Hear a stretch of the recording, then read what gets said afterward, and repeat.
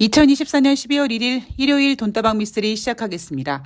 자, 2024년 달력이 딱 한 장 남았습니다. 자, 오늘 돈다방 미스터리는 11월 29일 뉴욕 증시 마감 현황 정말 깃털처럼 가볍게 체크하고 내일부터 시작되는 12월 2일부터 12월 6일 한 주 동안 우리가 챙겨야 될 것들 한번 짚어보도록 하겠습니다. 자, 우선 11월 29일 금요일 뉴욕 증시는요. 11월의 마지막 거래일이었고 블랙 프라이데이로 반장만, 그러니까 조기 폐장이 됐습니다. 다우지수가 0.42% 상승, S&P 500이 0.56% 상승, 나스닥이 0.83% 상승했고요. 11월 28일 추수감사절로 휴장이다 보니까 연휴가 좀 이어졌고 그래서 평소보다 거래가 굉장히 한산했다. 그럼에도 불구하고 11월의 마지막 거래일 뉴욕 증시가 상승한 이유는 전문가들이 평가할 때 트럼프가 대중국 반도체 관련 수출 규제가 예상보다는 그렇게 세지 않을 것이다 라는 평가를 내렸습니다. 제가 얼마 전에 트럼프도 인간이다. 트럼프가 신임한 재무장관도 인간이다. 그들이 원하는 대로 모든 게 다 이루어지지는 않는다라는 이야기를 전해드린 적이 있죠. 자, 12월 2일부터 12월 6일까지 한 주 동안 어떤 일들이 일어날지 그리고 전문가들은 시장을 어떻게 보는지 한번 체크해보는 시간인데요. 우선 지난주 금요일 11월 29일 대한민국 코스피 시장은 무려 48포인트 하락해서 2,455포인트로 끝났습니다. 뉴욕 증시는 11월 말일 거래일에 상승 마감을 했는데 대한민국 주식시장은 11월 말 굉장히 우울합니다. 내일부터 시작되는 한 주 동안 코스피는 어떻게 움직일 것이냐.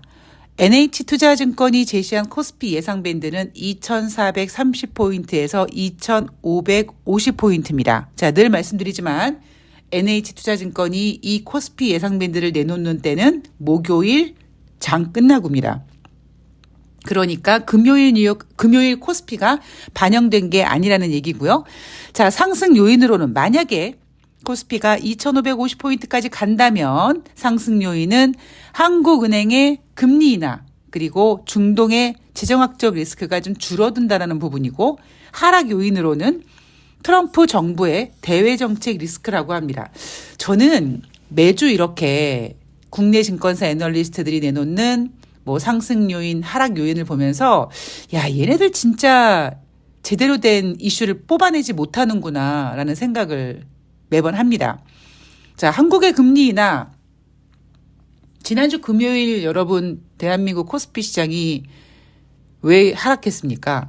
28일 한국은행이 금리를 인하했고 마치 9월 달 연준이 50bp를 금리 인하하면 야, 미국이 50bp를 금리를 인하해야 될 정도로 미국 경제가 그렇게 안 좋은 거야? 라고 걱정할 거기 때문에 9월 달에는 50bp가 아니라 25bp를 해야 돼 라는 전문가들의 주장처럼 대한민국도 한국은행이 지금 금리 인하를 2번 하다 보니 한국 경제 진짜 이렇게 안 좋은 거야? 라는 두려움이 엄습해서 코스피 시장을 주저앉게 했죠. 자, 그리고 중동의 지정학적 리스크, 중동의 지정학적 리스크가 뉴욕 증시에는 영향을 끼치지 못하는데 대한민국 증시에는 영향을 끼치나 봅니다. 이 경감됐다는 부분인데 이건 이미 반영이 된 거고요. 하락 요인으로는 트럼프 정부의 대외 정책 리스크라고 하는데 저는 글쎄요, 대한민국 주식시장의 하락 요인이라 외국인들이 대한민국 주식시장을 사주지 않고 있다는 점, 전 그거를 가장 큰 포인트로 뽑겠습니다. 자, 전문가 의견들을 좀 볼 텐데요.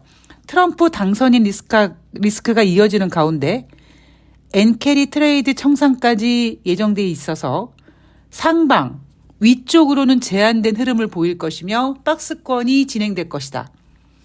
12월 달에 일본 중앙은행이 금리를 인상할 것 같다라는 이슈가 나오고 있고요. 그래서 엔캐리 트레이드 청산이 또 우려되지 않느냐 이런 지적을 하고 있습니다. 자, 지난주 28일 한국의 기준금리 인하와 내년 경제성장률 기존 2.1에서 1.9로 하향 조정을 했죠. 자, 그런데 오히려 전문가들은 한국은행이 이렇게 금리 인하를 했으니 금리 인하하면 어떤 분위기? 주식시장이 호재잖아. 금리 인하는 경제를 좋게 만들기 위해서 단행하는 거니까 아마 거기에 대한 기대감으로 우리나라 주식시장이 올라갈 수도 있어 라고 전문가들은 얘기하는데 글쎄요. 그럴까요? 지금 대한민국 경제가 금리를 인하한다고 좋아질 수 있을까요? 오히려 우리나라는 지금 금리를 인하하면 안 될 상황으로 가계부채라든가 이 은행의 부채 문제가 심각함에도 불구하고 금리 인하를 하니까 이제 경제가 좋아질 거다. 그래서 주가가 상승할 수도 있다. 이런 이야기를 하는 정신 나간 전문가들도 있고요. 자, 트럼프 리스크는 여전하다고 합니다.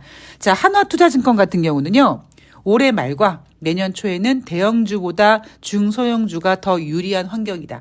자, 미쓰리가 9월 달 50bp 금리 인하를 마친 다음에 특별한 문제가 없는 한 연말까지는 2,400에서 2,600 그 어딘가 사이에서 움직일 것이다. 종목 장세가 진행될 텐데 개인들이 매매하기엔 굉장히 까다로운 장세다. 뭐 이런 얘기를 해드렸는데 전문가들이 이제 드디어 지금 와서 그 얘기를 합니다. 자, 코스피가요. 최근 5년 동안 그중에 4년이 산타랠리를 보여줬는데 올해는 좀 힘들지 않을까라고 생각한다고 합니다. NH투자증권 같은 경우에는 내년 1월 달 트럼프가 취임해야지만 정책적인 불확실성이 사그러들 것이다 라고 보고 있고 자 문제 대신증권 지금 대신증권 같은 경우에는 11월 달 들어와서 계속 강한 반등이 기대됩니다라고 했다가 계속 좀 물먹고 있는데 대신증권은 이런 얘기를 합니다. 트럼프 리스크에 대한 과도한 민감도가 정상화되는 국면이다. 그리고 한국은행의 금리 인하로 그동안 부재했던 정책 기대감을 자극할 수도 있다. 이거 어느 나라 보고서죠? 한국은행이 금리를 인하해서 그동안 부재했던 정책 기대감이 자극된다. 글쎄요. 제가 8월 18일 돈다방 미쓰리 썸네일에 이제 우리나라 주식시장과 글로벌 증시, 즉 뉴욕 증시는 따로 국밥으로 놀 것이다 라는 이야기를 해드리면서 뉴욕 증시는 대선 때문에 올라갈 수 있으나 대한민국 주식시장은 외국인들이 너무 팔아제껴서 안 된다라는 얘기를 해드린 적이 있습니다.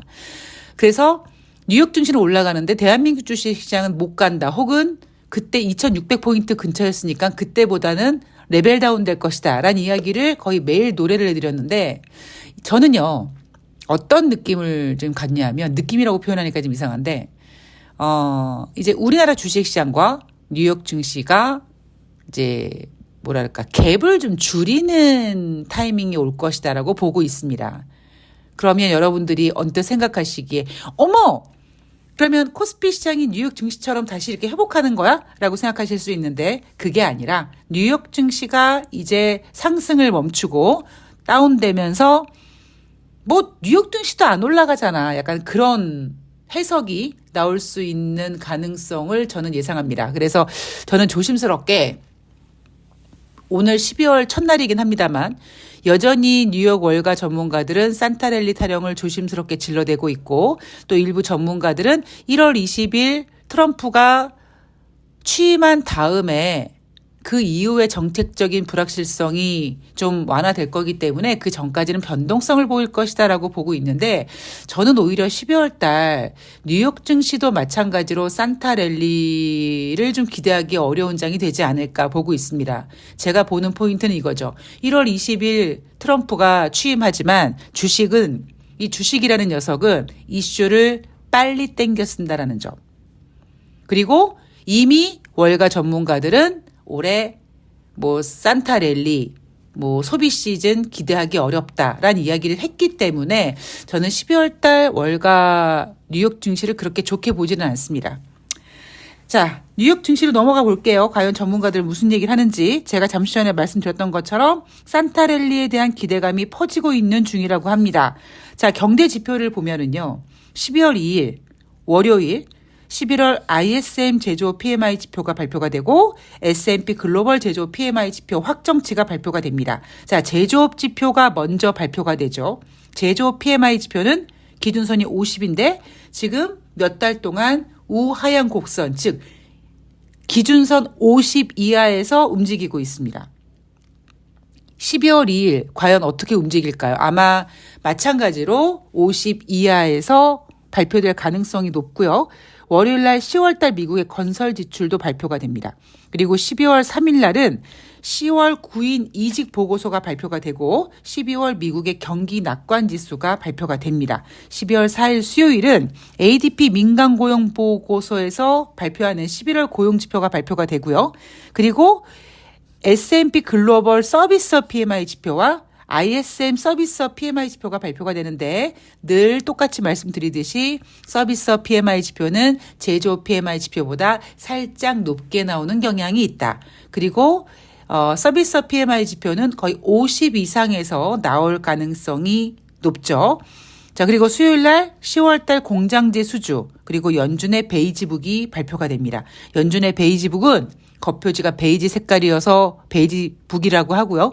미국 12개 지역의 경기 동향을 보여주는 자료로서 연준의 금리 결정 회의가 있는 2주 전에 발표가 됩니다.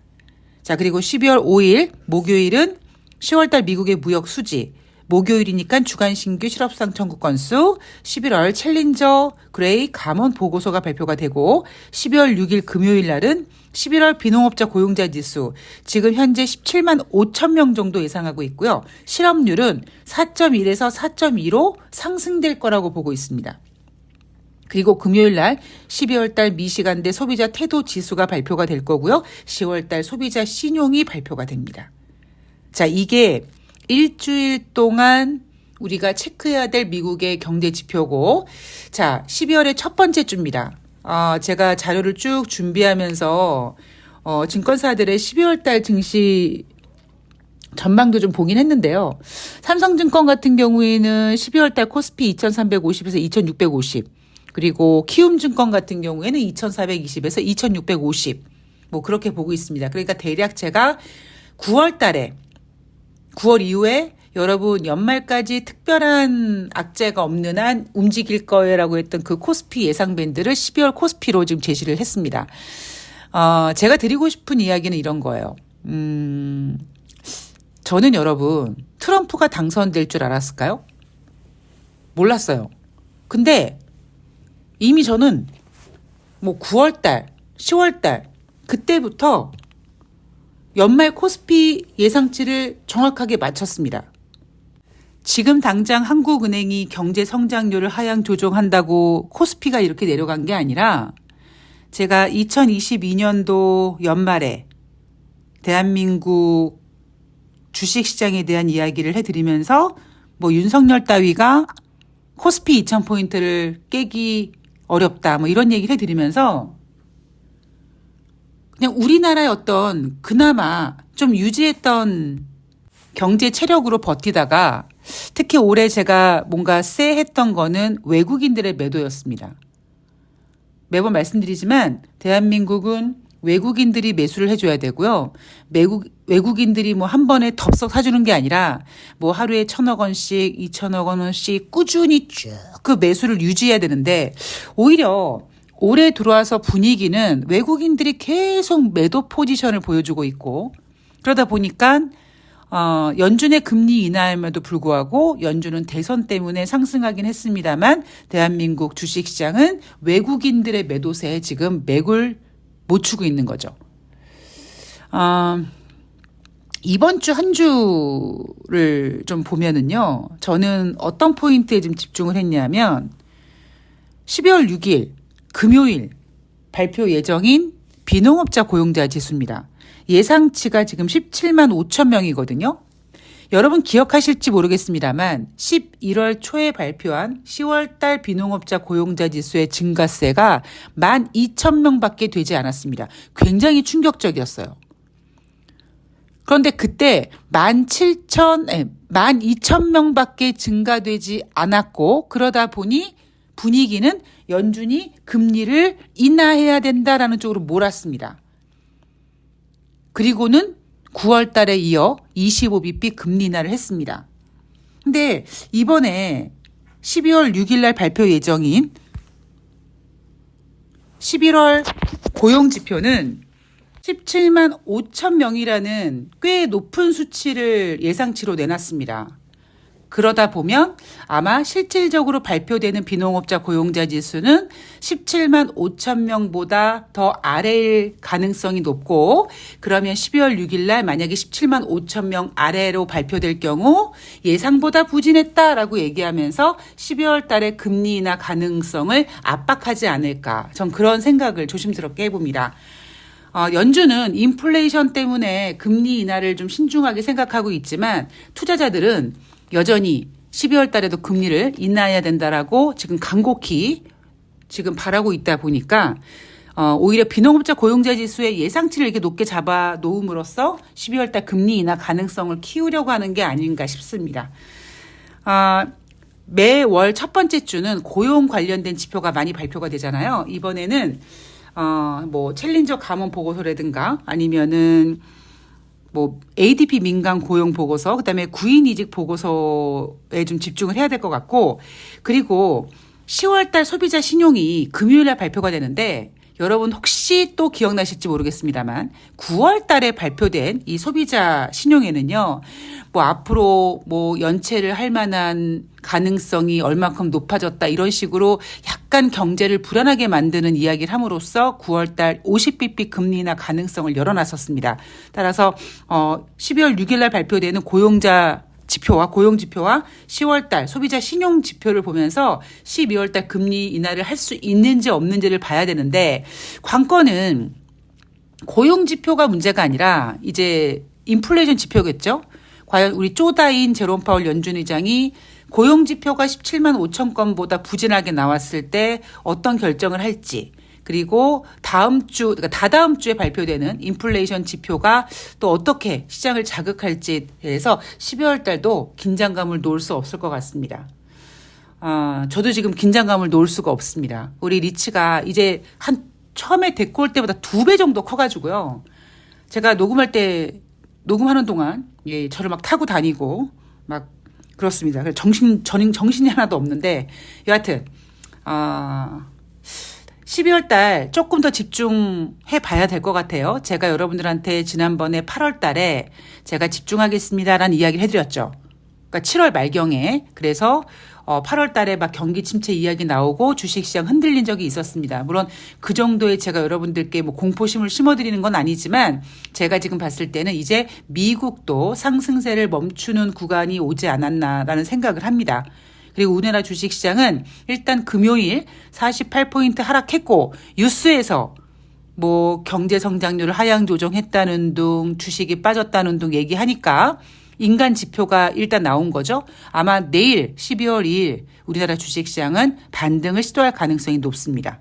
거기다가 뉴욕 증시가 또 금요일 날 반등했기 때문에 상승 마감했기 때문에 월요일 날 우리나라 주식시장 일단 어느 정도 실명 매물 좀 나왔고 반등할 것이다 라고 보시면 될 것 같고요.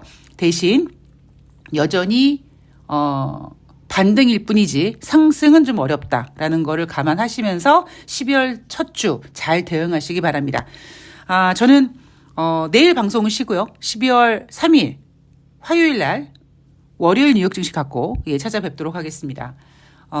추운 날씨 건강관리 잘 하시고요. 저는 화요일에 뵐게요. 고맙습니다.